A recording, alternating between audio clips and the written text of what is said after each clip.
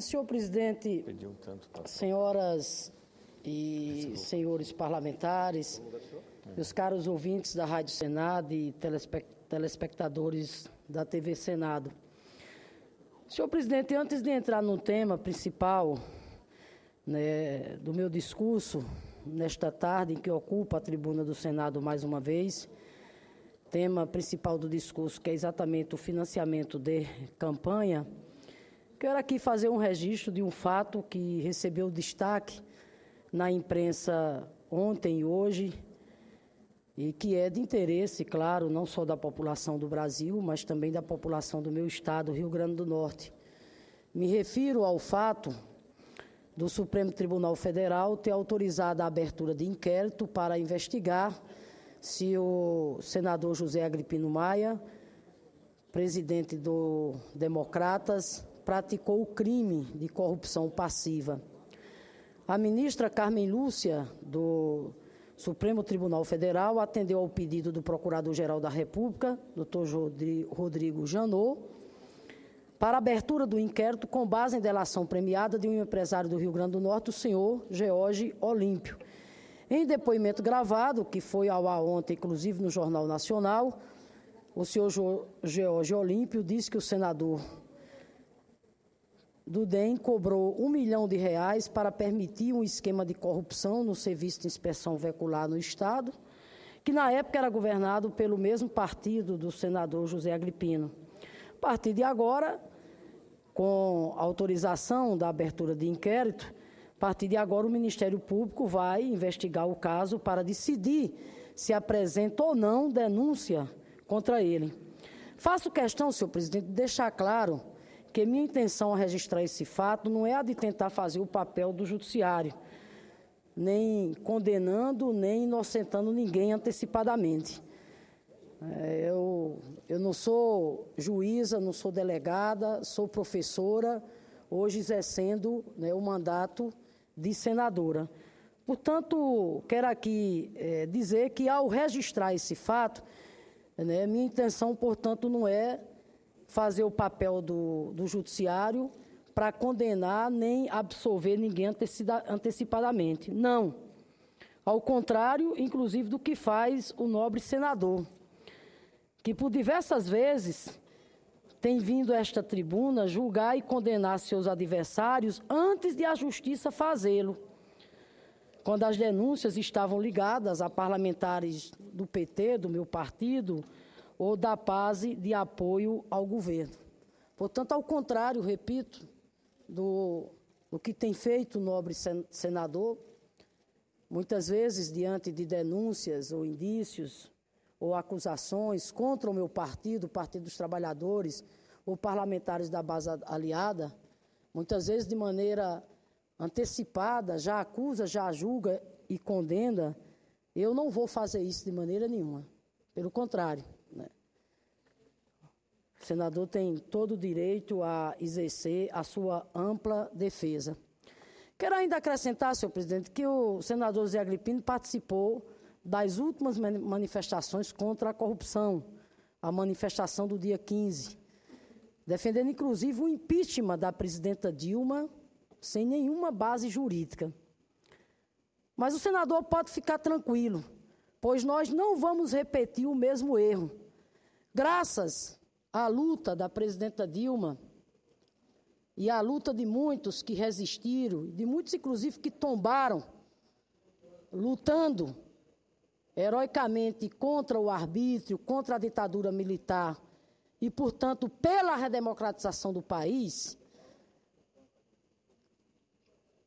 o senador José Agripino tem a sorte de viver hoje em um Estado democrático de direito, com suas instituições democráticas sólidas que garantem a ele e a quem quer que seja acusado de algum crime o devido processo legal resguardando o seu direito de ampla defesa, o que ele fará, portanto, em juízo.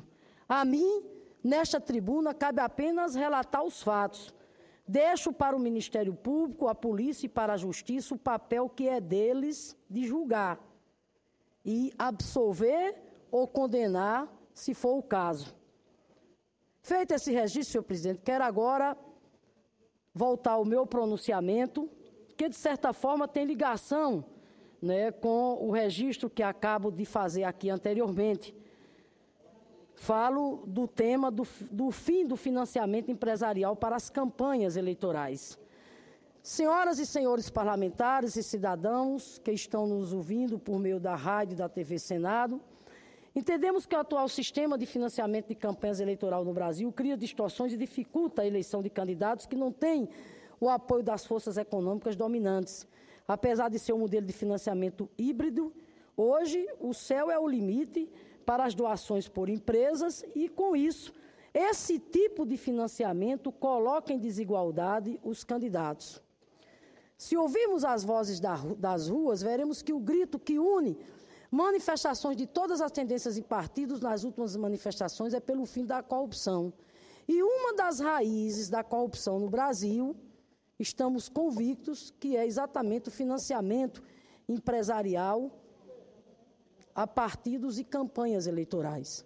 O meu partido, o Partido dos Trabalhadores, considera que o melhor modelo de arrecadação de recursos para o sistema eleitoral é o do financiamento misto, com participação de recursos públicos e privados, mas apenas com doações de pessoas físicas. O PT também defende que a lei imponha rígidas barreiras em relação ao total de gastos de campanha e estabeleça teto de contribuição por indivíduo e autofinanciamento. Financiamento de partidos políticos e de campanhas eleitorais por pessoas jurídicas com capacidade de mobilizar quantias vultosas, especialmente grandes empresas, é altamente prejudicial à democracia. Apesar de não ter direito a voto, pessoas jurídicas podem, com a distribuição de recursos, influenciar o resultado das eleições. E como isso tem acontecido, senhor presidente. Todos sabemos que campanhas políticas ricas aumentam e muito as chances de sucesso eleitoral. E uma vez eleito, o parlamentar, na maioria das vezes, os financiadores se acham, portanto, no direito de reivindicar posicionamentos políticos que muitas vezes vão de encontro aos interesses da população que o elegeu. Senhor presidente, senhoras e senhores parlamentares, ouvintes da rádio e da TV Senado, já passou da hora de o Brasil mudar esse modelo falido de financiamento de campanhas eleitorais e partidos políticos. Está mais do que na hora de o país colocar em vigor mecanismos que inviabilizem a corrupção dos agentes políticos. Aliás, o fim do financiamento de campanhas por empresas é uma bandeira defendida, inclusive, pelo movimento Coalizão pela Reforma Política, Democrática e Eleições Limpas, que conta com o apoio do nosso partido, de diversos outros partidos, que fez, inclusive, nesta terça-feira aqui, uma manifestação em frente ao Congresso Nacional. Hoje, o movimento da Coalizão Democrática vai ter uma audiência com o presidente do Supremo, presidente Lewandowski, ocasião em que eles vão, o movimento da Coalizão Democrática, solicitar do Supremo agilidade para que a ação direta de inconstitucionalidade, impetrada pela OAB, que trata exatamente de abolir o financiamento empresarial de campanha, seja colocado no plenário para ser exatamente votado. Aliás, essa ação direta de inconstitucionalidade, repito, de iniciativa da OAB, já foi apreciada pela maioria dos ministros, onde a maioria dos ministros, inclusive, se posicionaram favoravelmente à ação, portanto, defendendo o fim do financiamento empresarial a partidos e campanhas eleitorais, mas, infelizmente, o ministro Gilmar Mendes pediu vistas e já há muito tempo, não colocou, não trouxe, né, o processo, ou seja, a ação para julgamento.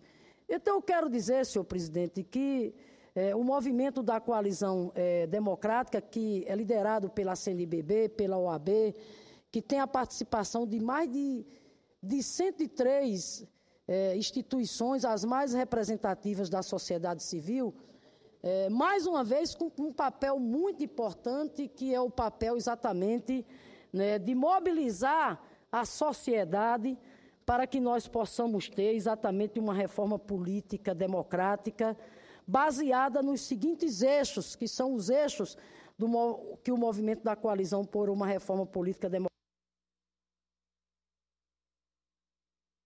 esses eixos.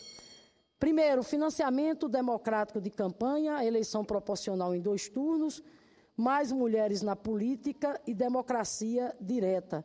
Para tanto, o movimento de coalizão está apresentando um projeto de iniciativa popular de reforma política democrática e eleições limpas, ou seja, por um sistema político identificado com as reivindicações do povo. E, nesse sentido, senhor presidente, está em curso exatamente agora, em março, toda uma mobilização, repito, convocado pela Coalizão Democrática, para que nós tenhamos a quantidade de assinaturas necessárias para que o projeto de iniciativa popular de reforma política democrática e eleições limpas tramite nesta casa. Por fim, senhor presidente, quero aqui dizer que nós tivemos um contato com a coordenação da Coalizão Democrática e fizemos o convite e a coalizão aceitou para que em breve, senadora Regina, aqui no Senado, nós possamos ter uma reunião com a presença da coordenação do movimento da Coalizão Democrática por Reforma Política já, reunião essa, onde serão convidados todos os partidos, porque o movimento é suprapartidário.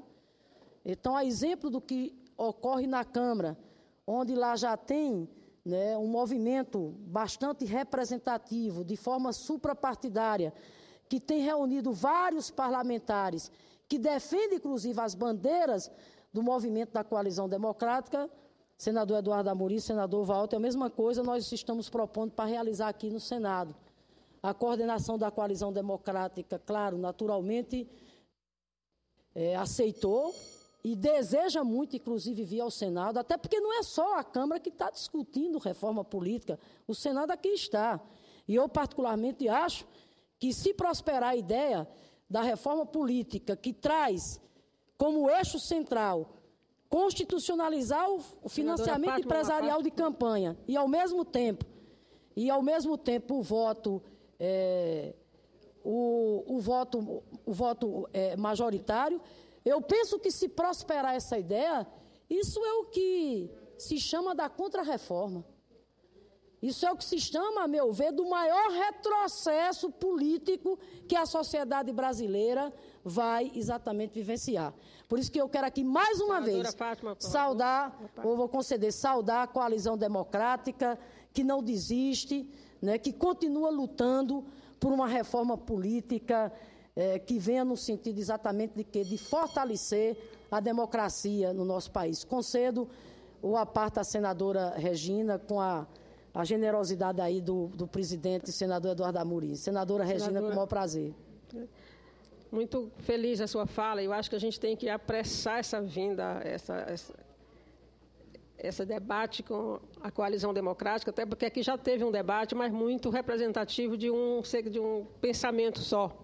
Então, é importante a gente ouvir, principalmente CNBB, OAB, que tem uma proposta que está na rua, que estão sendo coletadas assinaturas, e o ponto principal é o financiamento mesmo. E a gente percebe, assim, que está tendo toda uma articulação no sentido de mudar para deixar tudo como está, de continuar o financiamento das empresas que, apesar de tudo que está se vendo aí, que a causa é o financiamento privado, mas tem uma tendência e uma articulação para fazê-lo permanecer.